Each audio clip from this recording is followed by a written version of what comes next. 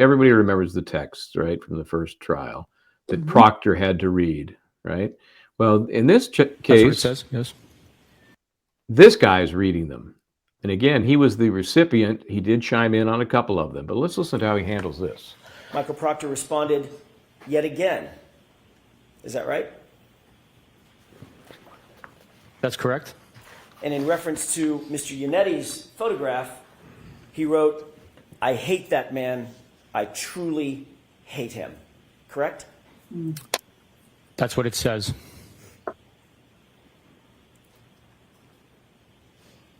There's a trooper by the name of Moore, M-O-O-R-E, correct? There is. And he disliked Trooper Proctor's phrase, his statement, "no nudes so far," correct? That's what it says. Did that indicate to you that Moore was disappointed that Trooper Proctor, Michael Proctor, had not found naked pictures of Miss Reed as yet? I don't know what that indicated for Mr. Moore. And then you responded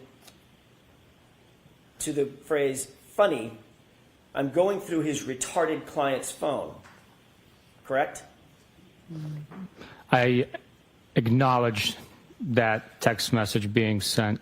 You acknowledged it by liking it, correct? With a thumbs up. I acknowledged it by responding with a thumbs up emoji. Okay, let me ask you this. What does thumbs up mean to you, Afi? So it could mean that you like it, or it could mean exactly what he said, acknowledging it. I think that's just like a blurred line. So, and especially, let me just say, like, emojis mean different things to different groups of people, depending on your profession, your age level, whether you're in school, what level of school you're in or not, and what's available. You know, some people like use the whole bank of emojis to respond. Some people just use whatever pops up. So I think I would say he's just acknowledging it, and that's the only thing you can acknowledge. Okay, so you give him a break on this. I will say, depending on what kind of phone you have, like, iPhones obviously have their own special language. You emphasize something, you can love something, you can like something.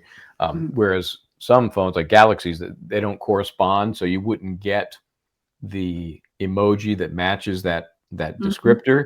You just get the word emphasized. So, but here's my point. He's the supervisor. At this point, when he hears the retarded comment, the no nudes comment, don't you think he should step in and say, "Dude, knock that off. That's inappropriate. It's unprofessional." And I don't even care if he really thinks that, but he should be smart enough to know, as a supervisor, this is the time to make your stand. And I don't think thumbs up is the way to do that. But imagine being that comfortable with your supervisor. It means you do it all the time.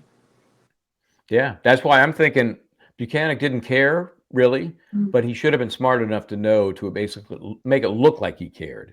Make it look like he was a supervisor and not just one of the boys. Right? I agree.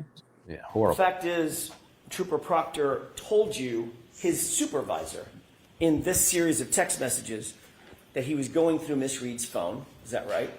Correct. And he also informed you, his supervisor, that he was going through her phone looking for nudes or naked pictures of her on her phone. Correct? He did not tell me that he was going through the naked pictures, for naked pictures through the phone. He wrote, "no nudes so far," right? That is what is written, yes. What did you think he was looking for when he wrote that phrase? I don't know what he was looking for. What would be a reasonable interpretation of what Michael Proctor was looking for when he wrote, "no nudes so far"?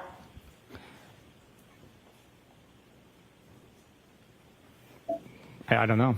Motorcycles, handbags, a pair of shoes, It's easy for him to say. He was or my naked pictures of. Yeah. He was looking for some information and just chiming in. Nothing yet. Just a casual, fun. And somebody with an odd sense of humor like me, I could see. I wouldn't write that phrase per se, but I can see making it sound like, "Yeah, I'm just looking for stuff. Haven't found anything incriminating yet." you know, in that tone, in that vein. But by being so, you know, evasive, it makes it sound even worse. I mean, Right. there's no way to put a great spin on it. But at least, you know, like I'm looking through her purse, haven't found any hundreds yet. You know, Right. you know, No like cocaine here, not yet. yeah. Anyway, okay. Miss Karen Reed. Oh, His mission was to go through the phone to look for digital evidence that's related to the crime. The fact that he wrote no nude so far, I cannot comment on. You cannot comment on, or you don't want to comment on. I don't know what he was looking for in that specific time. You certainly did nothing. You took no action to stop him from potentially looking for naked pictures of my client, correct? That's correct. Supervisor of the year. In fact, last week you testified that in your view, Michael Proctor handled himself in this investigation with integrity. That's what you said, correct? That's correct. Do you stand by that testimony? The investigation was handled with integrity and honor. Do you stand by your testimony that Michael Proctor conducted himself during the course of this investigation with integrity? Yes, I do.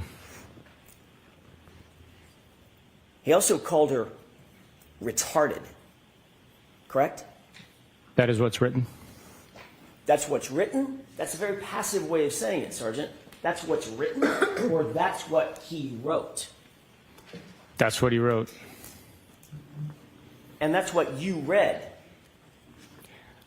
I have no memory of reading that. I acknowledged him going through the phone on my Apple Watch. I have no memory of him writing retarded on a text message. And you'll agree that that is one of the most vile and insensitive and incendiary terms one could use in modern society. Retarded, correct? That is correct. And in fact, through your response to that vile phrase, you encouraged it because you liked it with a thumbs up, correct? Objection. Sustained. Did you encourage that statement by Michael Proctor by liking it with a thumbs up? I don't know if it encouraged him, but so I cannot speak to But that. that's what you did. I acknowledged the text message being sent. I want to be clear. These text messages were sent to you by your direct report, by your direct subordinate, correct?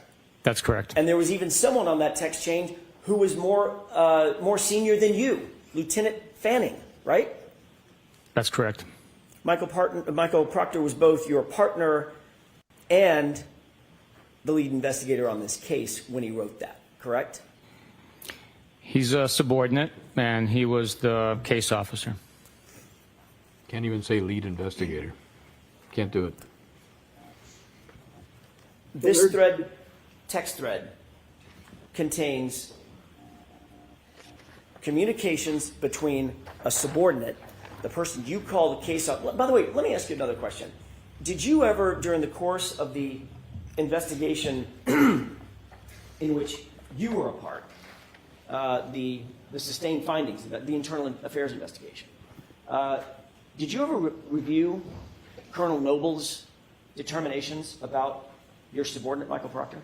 Objection. Did you review them? No, Your Honor, I did not.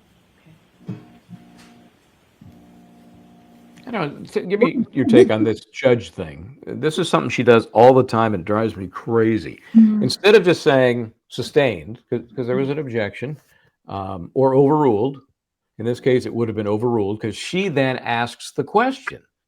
Instead of letting the question stand from whoever's asking it, she decides she is better at just asking the question of the witness. Does that bother you, or is it just me?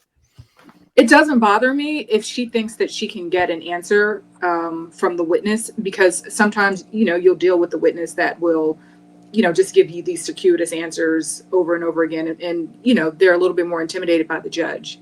Okay. It doesn't bother me. If she does it all the time, it might, I don't have that much experience with her. I don't watch But it's definitely a pattern where it just comes off as her feeling like, look, let me handle this, and maybe it is more effective in getting an answer, or maybe I'm just hypersensitive.